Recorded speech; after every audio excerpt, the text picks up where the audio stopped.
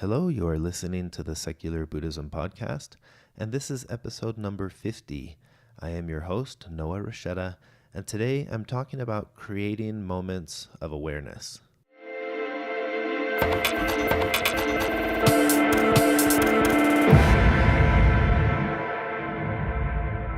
Today marks a fun milestone in the podcast. This happens to be episode number 50, and as of today, the podcast has officially been downloaded or listened to over 1 million times. So the podcast now has listeners in over 50 countries. The top 5 countries are the US, United Kingdom, Canada, Australia, and Germany. And it keeps going down the list. And the 50th country is Kenya with over 400 downloads. So how cool is that? I've been receiving countless emails of support and feedback from listeners from all over the world, and I'm so grateful to each and every one of you for listening, for supporting, and just for being a part of this journey and being a part of this milestone with me. So thank you, thank you, thank you. Today, I want to talk about the practice of creating moments of awareness. And here's the thing about mindfulness, these amazing moments of clarity, moments where you glimpse the awe-inspiring nature of reality as it is, they're always there. And it's just a matter of us becoming aware of what this moment actually is. So how can we shift our perspective? How can we see or experience more of these moments of awareness in our normal day-to-day lives? Well, there's a technique that I've been using that I would like to share with you, where you pause and you ask yourself 3 questions. The questions are 1, where am I? 2, what am I doing? And 3, what did it take for this moment to arise? In other words, what people or processes were involved with allowing this moment to exist just the way that it is. Now, I'll discuss that in a minute, but before getting into those questions, a couple of reminders. First, remember the Dalai Lama's quote where he says, "Do not try to use what you learned from Buddhism to be a Buddhist. Use it to be a better whatever you already are." Regardless of which path you're on or how far along that path you may be, mindfulness can help you to be a better whatever you already are. And second, the mission of the Foundation for Mindful Living is to provide tools and content to help people to live more mindfully. But I want to address that really quick. What does it mean to live more mindfully? Well, essentially it means that we are learning to be more aware of our thoughts, feelings, actions, and emotions. And it's not about changing them. It's not about changing the way you feel. It's about understanding the relationship you have with your feelings. It's about becoming a better observer of your thoughts, feelings, emotions, actions, all of this in order to live more skillfully with them. So part of the mission is accomplished with the podcast by posting regular episodes like this one where certain topics are brought up that help you to understand Buddhist concepts or topics or teachings, ultimately, again, to help you live more mindfully. Another component has been traveling and doing workshops where in a one-day, all-day workshop, I can teach all of the concepts of mindfulness. It's like a Mindfulness 101 workshop. In fact, there's one coming up in Orlando, Florida on Saturday, October 21st. There will be another one in Phoenix on Saturday, November 4th. And you can learn about those workshops by visiting secularbuddhism.com/workshops. I'm also excited to announce that I'm working on an online version of the workshop that will be available to anyone, anywhere, at any time. And I think these are important tools that many people have indicated to me that, learning this has helped change their lives in a positive way, helping people to cope with difficult things they're going through, helping people to find more contentment and joy with day-to-day living. So I'll continue doing these podcast episodes and producing them in this format where it's about teaching concepts or presenting ideas that ultimately promote mindfulness. Now, I did introduce a new format a while back with occasional interviews. I've done a couple of these, one with Robert Wright, an author, and another one with Noah Levine from Refuge Recovery to talk about addiction and recovery. I will occasionally continue to do episodes that are that format, the interview format where we discuss certain topics. I think that's helpful, but that format is not replacing the original format. It's just in addition to. So roughly once a month, you can expect a podcast of that format, the interview. And also occasionally I'll introduce a format with the question and answer format where podcast listeners can call in and or email a question in, and then I'll answer those questions through a podcast. Both of those formats are occasional. They're not the regular. The regular format is like this podcast episode and many of the past ones where I just present a concept or an idea or a teaching to help foster this ability to live more mindfully. So between the podcast and the workshops, I think a lot of people can benefit from these topics and teachings. So if you guys have any feedback or ideas or other things that the foundation can do or that I can do, feel free to reach out and let me know. I value everyone's feedback. I read every email that comes in, even if it may take me some time to get to it, because I do receive a lot of emails now. So with that in mind, now let's jump into this week's topic. So moments of awareness. What are moments of awareness? Well, for me, these are the moments when I feel like I suddenly have a bit more insight into the nature of reality of the moment I'm experiencing, right then in the present moment.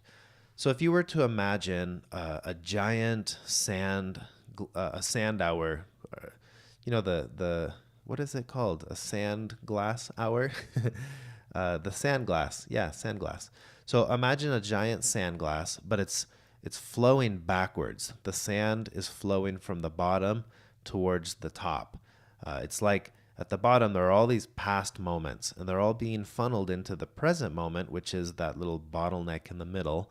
And after passing through the present moment, then they expand into every possible outcome of what the future could be. But we are stuck right there at that bottleneck, and where there are only a few grains passing through at the moment. That's the present moment. This is the way I visualize it. Hopefully this helps you, but this is how this helps me. So I'm there experiencing this one present moment at a time, and every now and then I feel like I see through this lens of impermanence and interdependence, and I feel like insight and mindfulness arise. So this process of the sand and the hourglass, it's always happening, but I'm not always aware of it.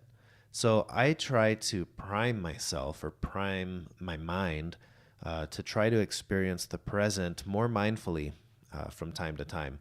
And I had one such instance of this morning. So some of you know that I've recently taken on somewhat of a new career path. I wanted to dedicate more time to the podcast and to the foundation. So after my business kind of collapsing, I haven't been, the business allowed me to do that full time and this part time. And now I wanted to reverse roles and find something that I could do part time and do this full time. And that's been working out well with driving the school bus. So I started driving as a substitute teacher last year. And I took on a full-time route this year with school that started last week. Now, I want to insert a quick plug here for driving a school bus. If any of you are freelancers or entrepreneurs or you're trying to build something on the side, driving a school bus is a really neat way to do it because you have this schedule where you get up early and you drive a bus route, but you're done by around 9 a.m. And then you've got the rest of the day to go work on your own. And then you don't have to be back until the afternoon to do, another 1 or 2 hour bus route. So it's worked out really well for me to have this big block of time in the middle of the day to work on what I consider my full-time project, which is the podcast. But at the same time, I don't have to depend entirely on the podcast or tax it. I'm not an employee of it yet because I don't have to. I have a part-time job. So it's been a really neat thing. So you should consider that if you are in a position like mine or you're trying to build something. Driving a school bus is a fun way to do that. So back to what I wanted to discuss. So I've had several items on my mind lately, still kind of dealing with tying all the loose ends of everything that's happened with my business. And at times it feels like it can bog me down because there's just so much to think about. And today was one of those instances where this morning I was thinking of all the things I'm going to have to do later today, and the people I need to call, and the emails, and just the messes I'm trying to clean up still. And it's a lot. And so as I sat there on the bus this morning, you get the bus ready before you go out and do the route where you start picking up kids, and you do what's called a pre-trip or a pre-inspection, and you're checking all the air in the tires, and all the various parts of the bus. But by the time I'm done with that process, I sit there and I have roughly 10 minutes or so before I need to start my route. And then the route consists of making designated stops at designated times. So I can't go too fast, I can't go too slow. You need to stay on track because the kids are expecting the bus at a certain time. So these are moments, I'm sitting there with 10 minutes to go. These are moments where you can create moments of awareness. And I do this by asking myself the following 3 questions. And these help me in any moment, right? Any moment where you can pause and ask yourself these questions, whether you're, I guess you'd have time if you were stuck at a red light, but you could do this in a lot of places. If you're stuck in line at the bank, or, find time in the day to do this. But these questions help me to become really mindful, to become present to the intricate connections that allow that present moment to be exactly what it is. So here are the questions. First, I say, where am I? And this helps me to ease my mind with all the thoughts that I have about all the other places, right? Because we're always somewhere and thinking of somewhere else. So rather than thinking about work or the email that I'm going to have to get to once I'm done, like all these other places, I thought, where am I? I'm right here. I'm sitting on a bus. What am I doing? Second question. This helps me to anchor myself in the present moment, to recognize that, yes, I have a lot on my mind about this or that, but right now I'm doing this. What am I doing? Reminds me that, what am I doing right now? Sure, I can be doing things later, but right now I'm driving the bus. That's what I'm doing. So once I kind of allow myself to anchor in that present moment, then I ask the third question. What did it take for this moment to arise? In other words, what people or processes were involved with allowing this moment to exist just the way that it is? So for me, I paused, I looked around, and I started looking at all the components on the bus. I was looking at the radio that I used to communicate with the school and the other bus drivers. I was looking at the mirror, thinking about what all it took for that mirror to be created. I looked at the rivets and the ceiling of the bus and the different panels and how they connect, and I was imagining the various factories where each of these metal pieces were coming from, and the electronic components that allow me to open and close the doors. And I started looking at the little LED lights around the stop sign that comes out when the doors open, and thinking, where did that LED come from? Where was that created? And the lettering on the bus, and this process goes on and on. There's so many things to look at, so many components. Just for this bus to exist the way that it does in that present moment. And as if that's not enough to think about, then I thought, well, what does it take? What are the processes that are taking place right now all across this valley where I'm about to go pick up kids? Kids are waking up. That required alarm clocks. It required smartphones. It required maybe the coffee that they're drinking or that their parents are drinking to help them wake up. And where did those come from? And I was thinking about the farmers and about the watering and this complex process that's been taking place for a vast amount of time, so that in this moment, it's all going to culminate in the one moment where I interact with the culmination of every single one of those processes. And yet that's exactly what's happening right now as I'm sitting there on the bus. It's like it's taking place everywhere. But, the way that I was thinking of it, it will culminate with the moment as I stop and I pick up someone. They're standing on the side of the road. And there are so many parts of this, right? I could continue to imagine, the shoes that I'm wearing, the shoes that they're wearing, the backpacks that they're using, the books that they have in those backpacks, and the pages and the paper and the trees that made the paper, and, the stitching that went into the backpacks, and on and on and on.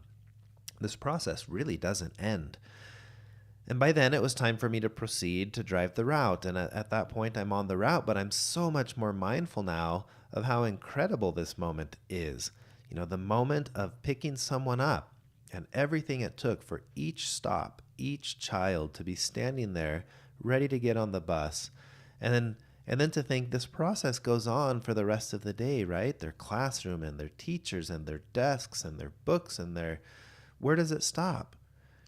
And suddenly you're left with this realization that this is one incredible moment taking place, one after the other after the other.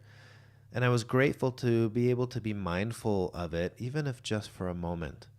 And I'm sure I'll pause and do this again later in the day about other things, other places, other processes, because that's how it works. But this is a process, a series of questions that can allow you to at least glimpse for a moment the intricacies of what it took for this moment to be what it is.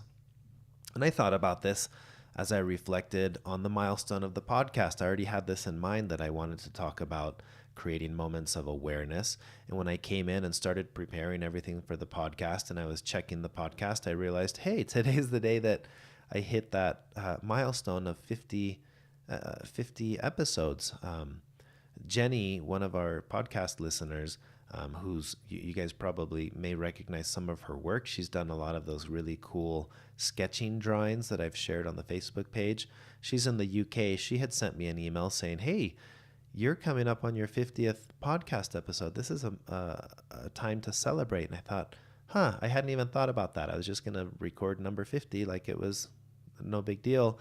And I thought, how fun to just pause for a moment, apply these same 3 questions, and to realize all the work, all the processes that it's taken for this moment to be what it is. And suddenly, I'm left there feeling just humbled to be a part of this present moment. And I can't help but to feel gratitude at the prospect that I get to share in other incredible moments in the future. And I'm not thinking way out. I'm thinking 30 seconds from now, 1 minute from now, 5 minutes from now, each one of these incredible moments arriving in what may seem like such an ordinary way. And yet with just a little introspection, I realize there's nothing ordinary about any of these moments. It's every moment is the extraordinary culmination of everything that's ever taken place. And to realize that, even to glimpse it for a moment, I'm grateful for this technique. This is a technique that I enjoy using as I try to live more mindfully of the beauty of the present moment, more mindfully of the fact that whatever the moment is, whether it's pleasant or unpleasant, whether it's a moment I enjoy or a moment I'm disliking, it's unique. It's a unique moment and it's beautiful in and of its own, regardless of the perspective that I have of it. And that's a fascinating thought for me, because it allows me to go through the day with a greater sense of gratitude, a greater sense of awe at everything that's taking place.